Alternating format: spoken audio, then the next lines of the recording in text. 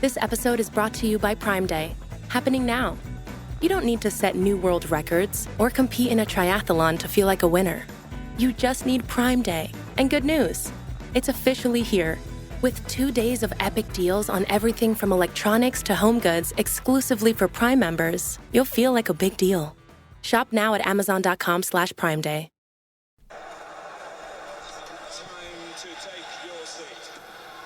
It's been an action-packed final day of the league. Looking now at North London, there's been a goal at the Emirates. Anthony Colliers. But Jake, what is the goal?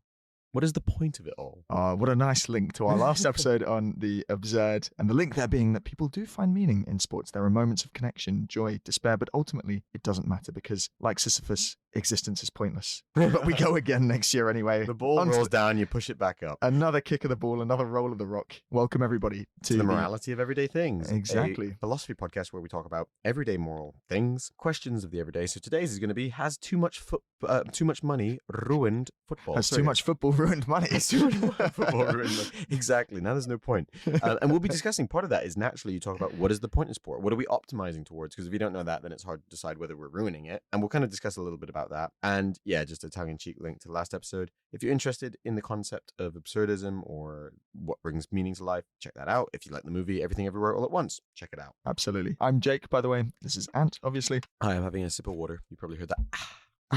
And yeah, we're back with season 3. So hopefully you missed us, but hopefully you're enjoying the new season. Please do send in any requests for new episodes, questions you want covered.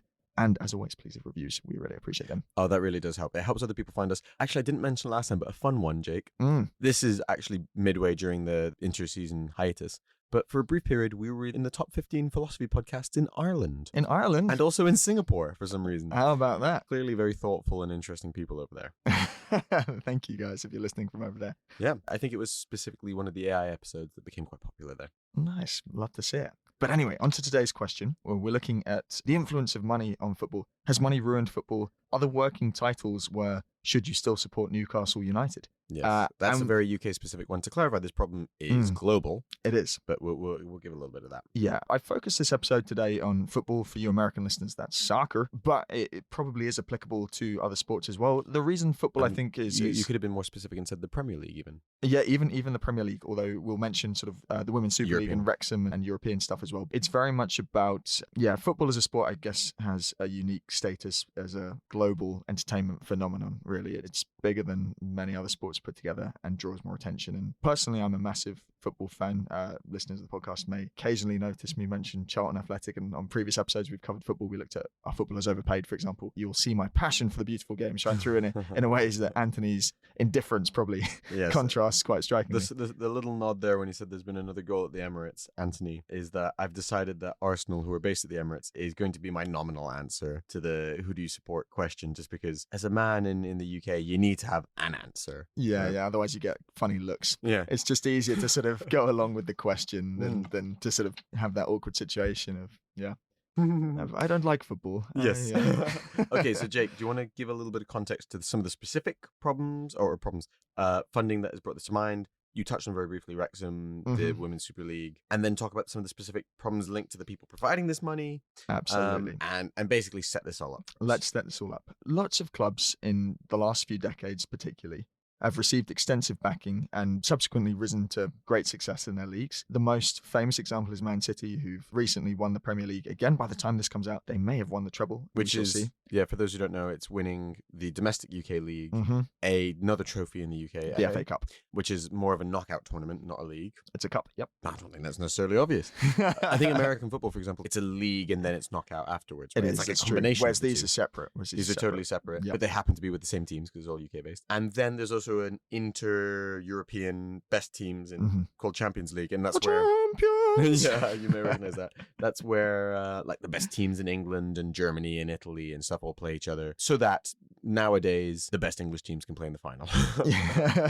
Roughly. Exactly. And so Man City is the most famous example of extensive financial backing leading to success. Not immediately. They've built this up over a Decade or decade, two? but yeah, a decade. But they've done really well with it. Loads of other clubs have followed suit. Chelsea actually came before them. They had the backing of Roman Abramovich before the Ukrainian war. I remember there was a really funny headline when it first happened. When the investment happened, or the war. And it was calling it Chelsky. Oh, Chelsky, yeah. SKIY, kind of Russian style.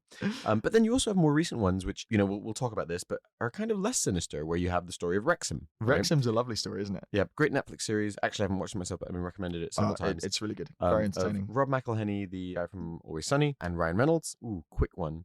This is going to have to be an episode in the season, but influencers in business. Yeah. The whole thing where people are like, oh, he's a business genius. He's like, no, he's a free brand asset. He could do pretty much anything, and the goalposts are very wide because he has like a following of millions who will buy whatever he does anyway. Yeah, he's monetized his brand extremely well. Yeah, exactly. But anyway, they have done a great job of turning around Wrexham. That one we can talk about as a little more fuzzy, but the thing that you'll notice from Man City, from Newcastle, another example would be PSG, and also Chelsea, Abramovich. Primarily, these are funded by kind of shady backgrounds. Yeah. So we're talking primarily authoritarian Middle Eastern states, Russian oligarchs, these sorts of things. So Jake, do you want to give us a little more on the specific context of that? Yeah, so let's go Newcastle quickly. In 2021, a consortium led by the Public Investment Fund of Saudi Arabia acquired Newcastle United for a reported fee of around $305 million. The takeover has been controversial basically due to concerns over human rights abuses in Saudi Arabia and the potential impact of this investment on the competitiveness of the Premier League. So there's actually two distinct problems that note highlights, and they are separate, and we want to sort of treat them separately. Essentially, they are. One is kind of the question of dirty money. And in that note, we mentioned human rights abuses. Obviously, you had the murder of Khashoggi in Saudi Arabia. You've talked about them being like an authoritarian state. There's maybe more detail that we could go into that we probably don't need to spell out. Well, I mean, one broad stroke would be the humanitarian crisis in Yemen. Basically a genocide in Yemen that the Saudis are perpetrating. Yep. Yeah. One of the problems is basically this reminiscent of the art and artist problem, or separation of art and artist problem, which is that, say you're a Newcastle fan, can you celebrate this money coming in if the source of the money is kind of dirty? Yeah. I mean, you didn't have a say over the money coming. The money is only being used to grow your football club. You're not doing anything nefarious with the money, but you know that the source of the money is, in fairness, not ill-gotten, but is, I would say the specific problem in this case is something that people have called sports washing, which is similar to greenwashing, but use of sports. So if you think about someone like, was it Qatar?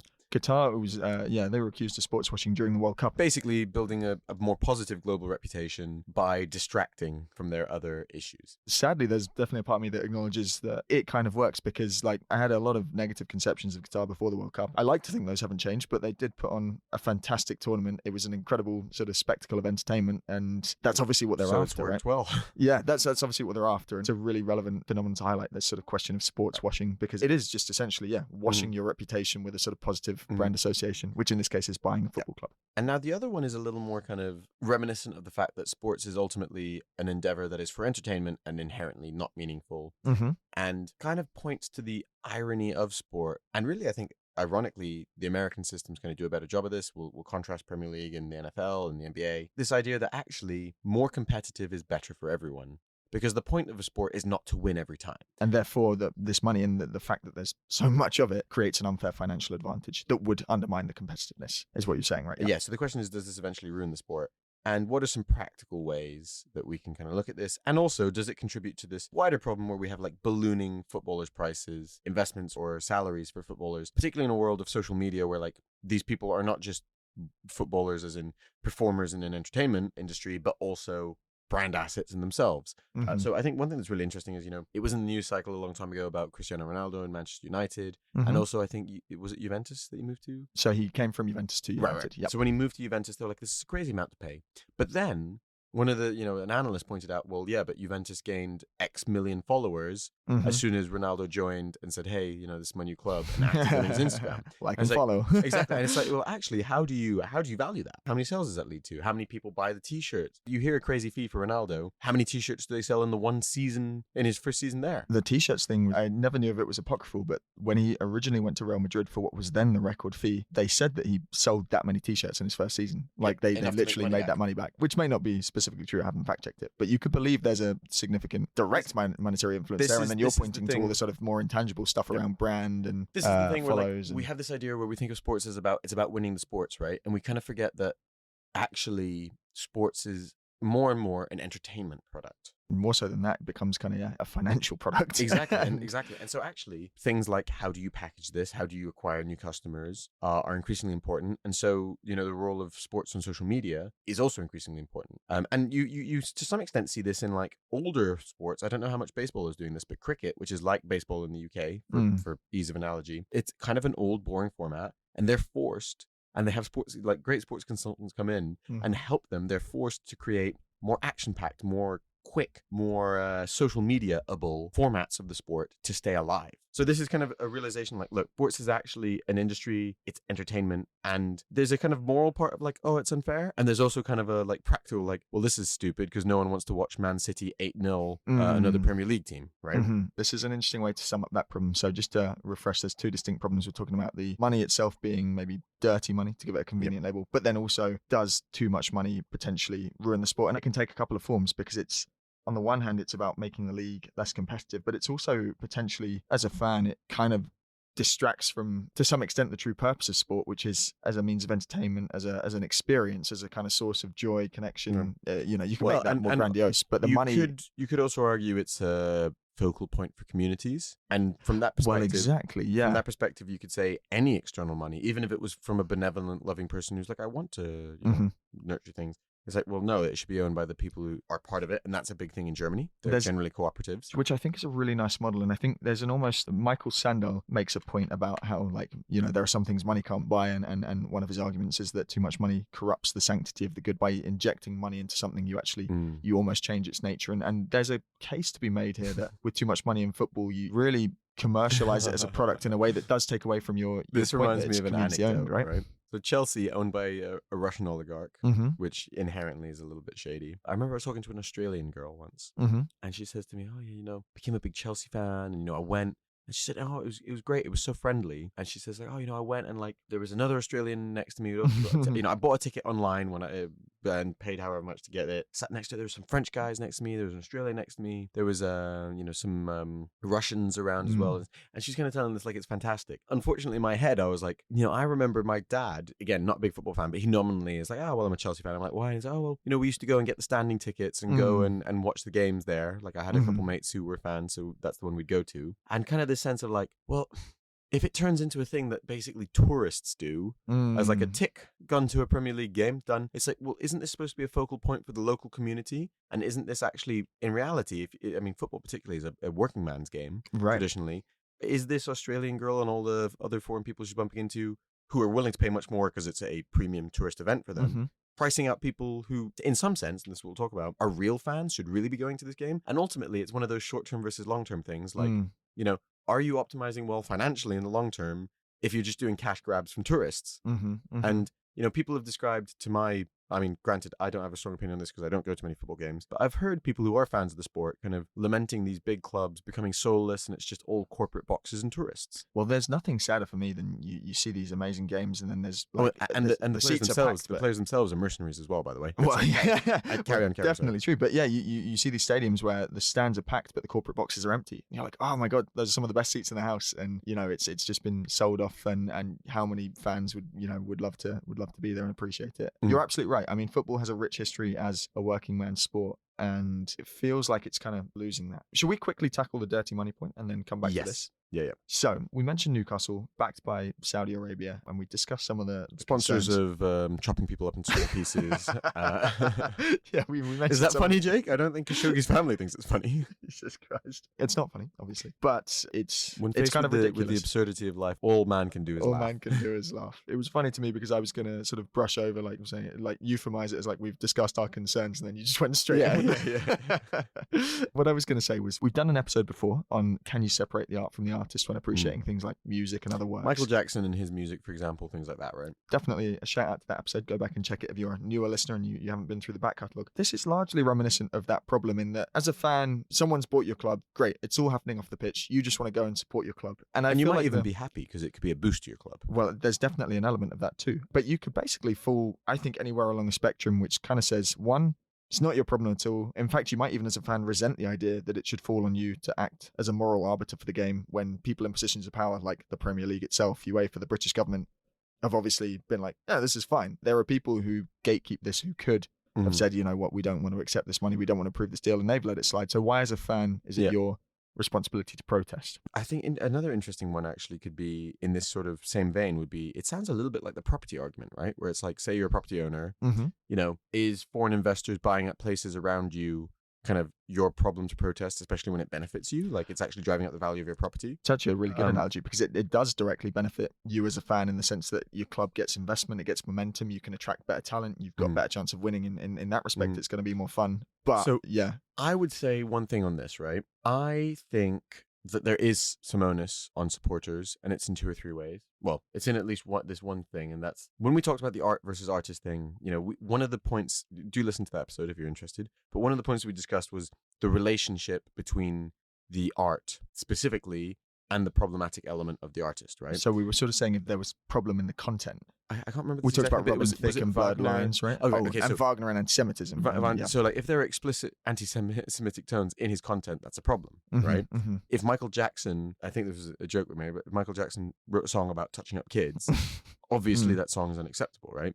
And there is actually some connection here, because as we talked about, a lot of people have described this as not financial investing, because you've joked previously, investing in football clubs is a terrible way to make money. Although I don't know, I agree with that. They've become great businesses. It could have it's certainly having a hype cycle, but there used to be a joke that the fastest way to become a millionaire was to start as a billionaire and then buy a football club. Exactly.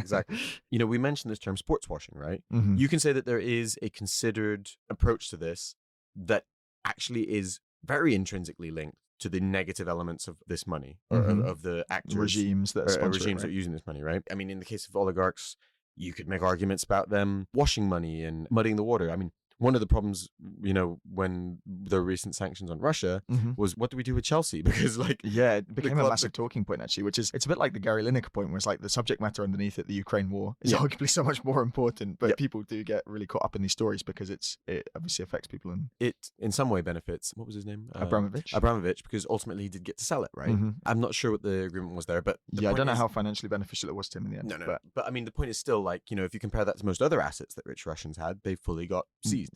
So, you know, you're using icons of British culture and capturing icons of British culture. And also in this case, you know, perhaps you're buying goodwill. You know, how many Newcastle people are going to think more favorably of Saudi Arabia, knowing nothing about the Saudi regime's negative actions? I would argue probably many, because you do ultimately see and we'll come to this later, but you see the benefits of football feed into the wider community, even with like training grounds and infrastructure and all these things. And, you know, there's funny pictures of like, there'd be Newcastle fans turning up in kind of Saudi traditional Arab dress to games, and that still happens. So I would personally say that, like, there is some onus. Like, how does that fall on you, an individual fan? If you know nothing about it, fine. But like, once you're informed of evil in any context, you have some imperative to do something about it, right?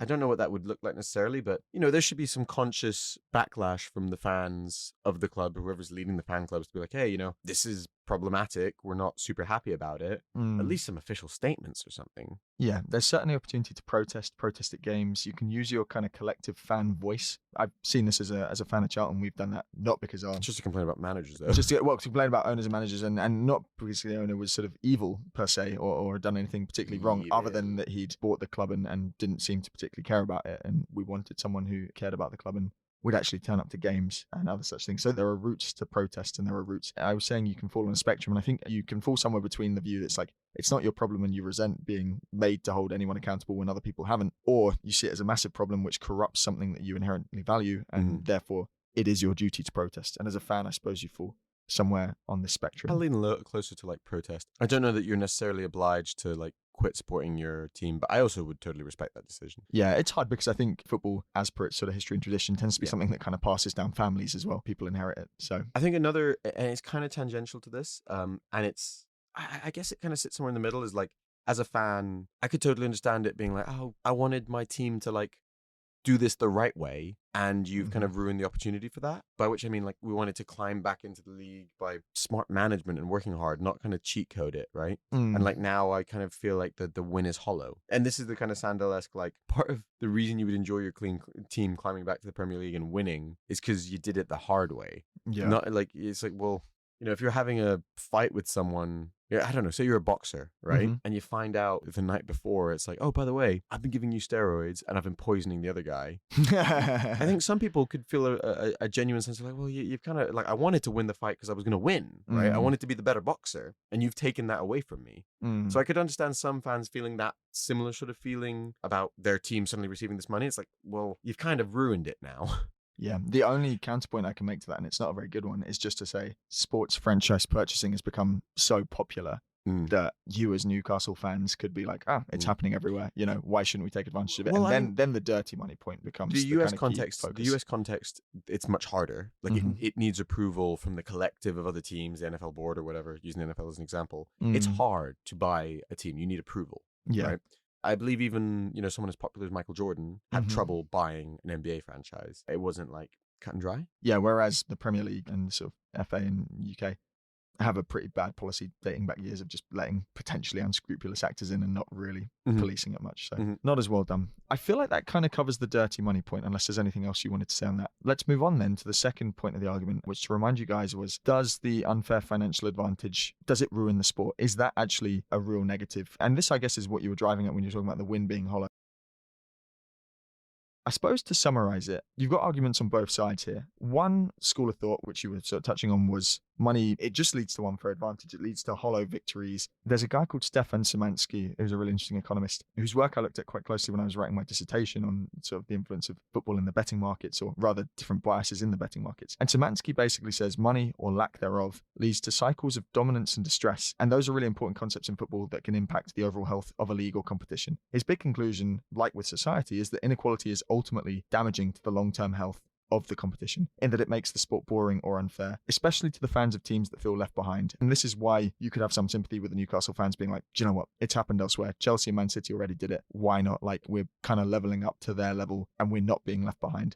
But you can see why other fans of different teams in the league do feel that. The flip side, though, to this sort of risk that money kind of corrupts the league, is that money injected into a club does have a big knock-on effect on the community. In a positive way. That can be a really positive thing. And that's as simple as just saying you'll get better training infrastructure, but also just, It's money. also if you might win, it creates a buzz. People go again. It does. And Wrexham in the show is a really poignant example of that, because Wrexham in particular, much more so than Newcastle, it's a post-industrial town that was more or less left behind, and the football team was one of its sort of sources of pride and joy. And It's also one of the oldest football teams. It is, yeah. Third oldest, I think I'm correct in saying. And Wrexham basically had fallen all the way out of the 4 professional tiers into the National League, which I guess is still professional, but isn't officially recognised as one of the top 4 tiers. They'd kind of fallen out of the league, is the way that you describe it. And the investment by Rob and Ryan has this season just helped them secure promotion and into professional football. Into League 2, into professional football. And even just aside from the promotion, like you're saying, the wins and the competitiveness has just brought atmosphere back to the town. And I mean, also with their case, it's ridiculous, but Hollywood A-listers will now show up to Wrexham games. Like, I'd watch a Wrexham game. It sounds interesting now. And amazingly, I mean, just the fun thing in their case is this season has been a real 2-horse race between them and Notts County, who's another sort of former league great who'd fallen out of favour. These guys were like neck and neck until the end of the season, and it made for just... Did they not both get? I think they did. Normally it's more than one that gets one promoted. goes automatic and one goes through playoffs. And I think if it's happened already, I'm pretty sure Notts County got it, and I feel like I remember saying, yeah, they really deserved it. I'd have to double check it. But yeah, a nice example there of like investment having a massively positive impact, and there's huge potential for that to be the case. One question is whether money leads to better quality. This is difficult because one analogy people often give is the women's game, right? Yeah. And one of the biggest, very legitimate points people make is that the women's game is underdeveloped because we don't invest enough in it. Mm-hmm. However, there's a difference between investing in the sport and investing in a team. Mm-hmm. So you could say that the problem with the women's game is that there's not enough support from the what was the English football EFL English Football League? The FA, I suppose. Football Association. The Football Association. The argument would be that the investment is not coming from there and that it should be spread out. Not that we need one team to receive $1 billion, because who are they going to play against? That actually could really... It's funny how this point can kind of work both ways, that it can really highlight how like lack of investment isn't good for the sport in general as an entertainment product. However, misalignment of investment across your teams creates an uncompetitive sport that's not interesting. Yeah, it's a really good point to make. And I mean, the women's game on average has enjoyed a real sort of rise to popularity. It's certainly, you're seeing that cycle of like investment generally feed through the grassroots. which creates more talent. Because that which, is now currently happening. And what ultimately needs to happen is you get more people watching the sport, which drives more money, more broadcast rights, everything else, and that feeds back into investment. But as you correctly point out, that is not the same thing as one billionaire choosing to invest in one team, and actually that makes the playing field much less level. Where this all leads us to, though, is the philosophical question that I feel is at the heart of this episode, which is, what do we actually want from our sports? Is it equality that we want? Can you ever really, truly level the playing field? Do we value more fair competition more than spectacle? Is fair competition the way to create the better spectacle? What is the goal? What is the objective? Because to be fair, I mean, like, this isn't a fixed answer. It can change over time, right? But let's say the answer was before we wanted an entertaining product, and the way that you had that was to have a competitive game between people, right? Fine. But what if we're moving to a social media, short attention span world, and what we want is to watch Erling Haaland bang in crazy goals, and actually, if Man City can smash someone 8-0, that helps create opportunities for those 5-second clips. Yeah, right? You just want that short highlights reel. And also, 8-0 as an eye-grabbing headline, at least for now, the novelty hasn't worn off yet. So people are like, wow, 8-0, I better watch the highlights, right? It was maybe actually if the objective is just to create entertainment, that actually might not be misaligned right now. I mean, is it a good midterm strategy? Probably not. And also, you know, most fundamental of all, when it comes to sports, should financial interest really trump everything else? It feels to me like the sort of Milton Friedman point, right? Where he's like, you know, companies exist to serve shareholder profits above all else. I feel like increasingly, we've always said this, but increasingly there's a sense of like companies actually have a place in their communities, and they should provide value other than just sort of profit seeking. Well, I mean, to give an analogy, if a football team is performing poorly and risks plummeting out of the Premier League, but has become really good at, like,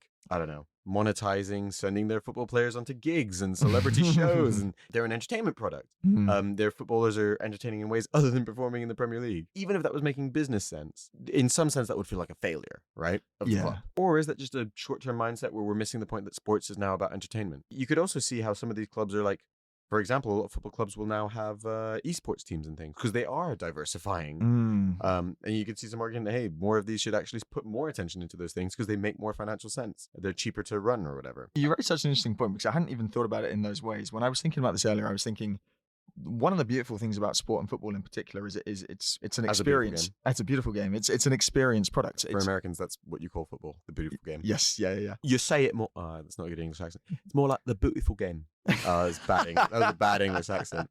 Beautiful, please. Keep it. Beautiful. Oh, mate. But what I was going to say was, I hadn't really thought about it in the terms you're describing, because what I was thinking was, you know, football at its heart is an experience. It's a product to experience, and it's about the sort of the emotions, the ride, the coming together of the people. Connection of the foot with the ball. The connection you have with the people watching and with the team as a kind of concept. And there's something, there's something tribal and meaningful. And like, I mean, this probably, it always sounds kind of exaggerated unless you are a football fan and you relate to it. But like my dad and I would both unanimously agree that one of the best days of our respective lives was when we were at Wembley and we watched Charlton win promotion. And, you know, we'd watched them all season and for decades before, struggling, and, you know, to see them rise to that pinnacle and have that moment together is actually, it's like the absurd. It's a sort of meaningful moment in an otherwise meaningless kind of existence. But there's something really, really powerful about that. And there seems like there's something kind of eternal about that. But this capitalist capture could risk corrupting that. And I hadn't even thought about it in the way you were saying about, like, actually as a product, we're consuming it differently. And that potentially changes the nature of what we're looking for. But you're right. That's an interesting point too. Because the risk I was seeing was like, you know, it's ultimately driven by ego, and now this sort of financial purchase of clubs and billionaires coming in and you know. Well, this is the other thing, right? Like, between sports washing and ego, a lot of these things aren't rationally priced, right? No, not at all. Like, it's like buying a fancy Ferrari or like a custom number plate, you know, that in Saudi Arabia, Dubai, places like that, they auction off like the numbers 1, 2, 3, 4 for ridiculous amounts, right? To some extent, these aren't rational purchases. So, you know, when you think about it from an investment perspective, it becomes hard to value them. Yeah. Scott Galloway, listeners may be familiar with, he's a sort of American professor turned kind of writer / entertainer, but he it was more like business to business professor, which isn't the same as professor. Yeah, to like public pundit. Yeah, pundit is good because he makes a lot of predictions. He had a funny thing where he was kind of like, you know, you get a nice car to show that you're prosperous, or a nice house to show that you're prosperous, and then you get like a supercar to show that you're like silly rich, or like a private jet to be like, ah man, I have real status. He's like, but now billionaires are looking for new ways to go a level above, and that's where football clubs come in. And you know, seriously, and going to space. Jake and I have said that we will waste some of our money when we buying a football club. We'll have to buy a very low league club. Yeah, we're below Rex. I mean, Charlton should be in prime position by then. The way things are going. Jake, there's there's a line here I want to discuss where it says, parallels with society and are American sports better? For Americans, you'll know this, but like very interestingly, one of the things that American sports do better is that, for example, the equivalent of the league, and the actual NFL governing body, negotiates the contracts and splits the revenues between everyone. Right? Yeah, revenue sharing is a big point. So they share revenue, but they also have a draft system. They do. Right? So trading is relatively more limited, and the entry of new people is through this one funnel, which is constructed to give the worst teams the first pick in the next season. Yeah. So they get, and it's the same in the NBA and similar. And it's this kind of balancing mechanism to help create more competitive sport. Because there seems to be this understanding that actually more competitive is better for all of us, creates more spectacle. And so we recycle this into the teams. Which is ironic that the American system seems to be the more communist one. Well, this is what we've always said. This is the joke, that Americans run their sports so socialistically. That's not a word. You know what I mean? Their sports are so designed to be socialist in a way that their economy just isn't. No, but there's this recognition in the sport that actually fair competition and promoting benefits that by everyone in the midterm. Benefits everyone in the midterm. And it, you know, judging by the popularity and the increasing popularity of American sports over in Europe now too, it seems to be playing out. And you can't really contrast that directly with European sport in the sense that European sport is also incredibly popular, if not more so. So it works as well, but there's something really nice about the American model, because as a fan, you sort of think like, hey, my time will come. And you enjoy your glory years, but then you're like, you know what? You kind of expect these peaks and troughs, and that's just sort of part of the experience. Whereas with football in the Premier League in particular, and in Europe, it becomes self-reinforcing negatively and positively. You have positive and negative spirals. It's what Szymanski called dominance and distress, and you really see that with, like, you know, the Man Cities of this world now look a little bit like, how are we going to knock them off their perch? And the Wrexhams, the only way is more money. It's not the bottom. Exactly. And until Ryan Reynolds and Rob came in, Wrexham was like, how are we ever going to pick ourselves out of this dip? How are we ever going to get back into the league? You basically need a Deus Ex Machina moment. You do. A billionaire to step in. And I think it's a nice time to kind of step in and say, like, it's funny how we seem to have the same thing with society more widely. As we said, parallels with society, whereby it's kind of in the midterm interest, even of the winners, to actually have a more equal and competitive game, because ultimately in the midterm that's better for everyone, right? And I guess the analogy is like, look, in a more redistributive society, to use like a Keynesian perspective or economist, it's like, oh, you'll have a more productive society, which means more growth, and you'll also have more people to create a market for your products, right?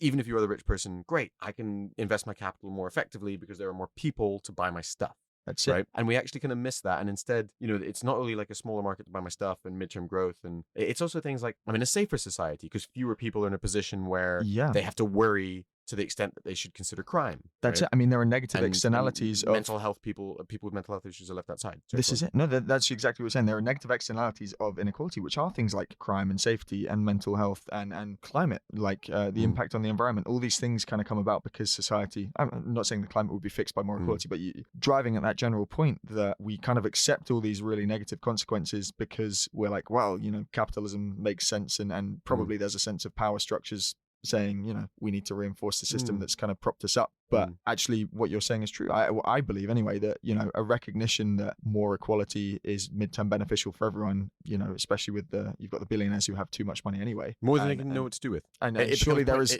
like the team that wins every game, it becomes pointless and uninteresting. Surely, right? And this is why I guess they sort of take on ever more ridiculous like challenges and eventually do stupid things like buy football clubs. But you sort of think that, like, actually, to reference our episode on the absurd again, in this sort of brief period we have between non-existence and non-existence, you know, what greater meaning could be found than by trying to buying Charlton Athletic? Exactly. Step aside. And by, like, you know, helping your fellow man and kind of making things a very fairer legitimate for people. thing to find your meaning in. I can't remember this quote, but there was some analogy or anecdote or something where it was Americans versus Europeans, and it's like, oh, you know, in Europeans you have to take public transport, and the rich I can't remember. This is like this anecdote of an American talking to Europeans. It's like, oh, you know, you have to take public transport, and I get my car everywhere. And the European is like, no, I can take public transport because, you know, it functions well. I don't need to worry about being robbed on it. I don't need to worry about being harassed on it. Like, this is a privilege because it actually is easier when I can do that than having to get an expensive car everywhere. And it's the same thing where, like, when you start having to think like, oh, I have to pay for my security and stuff, at a certain point that becomes literally true. Well, you know, look at Harry and Meghan, right? Yeah, exactly. At some point it's like, well, actually, like, just the cost to building I mean, here's a nice example. Private schools, right?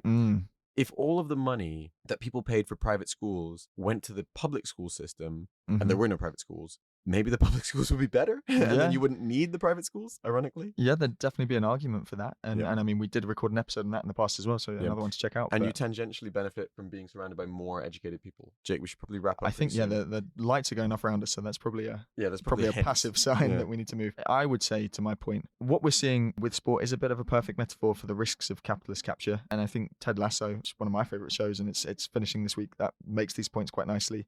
But football at its heart is about joy, beautiful moments, emotion, all the positive mental health effects, particularly for men, also women. There's a lot to love about football. Yeah, I even included it in the notes. There's a lot to love about football that I think money does risk corrupting. That said, if Charlton were taken over, I like to imagine I'd sort of have question marks about where the money was coming from. However, I'd also massively embrace the positives that would do for the club. But I think what you're looking at is a longer term problem of actually, especially as this goes on, and as it goes on, it's only going to get exacerbated, and the money invested seems to be sort of, unless something fundamentally changes in the way that the world appreciates football, I kind of only seeing this inequality widening. And that makes me think there's a case to look at the American model here and think how we can replicate that in Europe. Because, I mean, just quickly, we did mention there are salary caps. They have a really nice playoff system as well that means that even if you had a bit of a rubbish season, you kind of have a shot at glory at the end. There's a lot of details I think they do well to regulate the sports in the American model. And I'm not sure how literally we can transpose that model onto European football. I just like to think there are elements that we could do better. I mean, I largely agree. I've said my view along the way. I think there is some onus on fans to at least acknowledge and maybe protest a little bit. Boo. And there should be more. Honestly, the biggest onus is on the English Football League and FA and the British government for allowing effectively clearly dirty money and sports washing to come into our sports. The same way that we should really be stopping these people from buying up all our properties. Again, that was a nice analogy. The thing I really like, which is totally tangential to the episode, but is my favorite part of it, is the analogy between more competitive leagues are better for everyone in the league, just like more equal societies are better for everyone in the society in the mid to long term. Why can't people realize that? Yeah, when will they see? Okay, guys. I totally agree. Good to chat. Please do leave a review. It really helps. Tell a friend if you enjoy it. If you know someone who likes football, be like, hey, here's something that's kind of a mix of philosophy and football. You ignoramus, maybe you'll learn something. Thank you, guys. For me to get married again, they have to tick the right boxes. Yeah. I just want to meet someone who wants me for me. But yeah, I would get married. I can't wait. Should we organise it? This is the Katie Price Show, a podcast all about me and my life. Everything has to be so over the top. It's about time I grow up. Can we not pawn the wedding dress? I am, anyway. I am a nice person. Just search for the Katie Price Show. New episodes out every Thursday.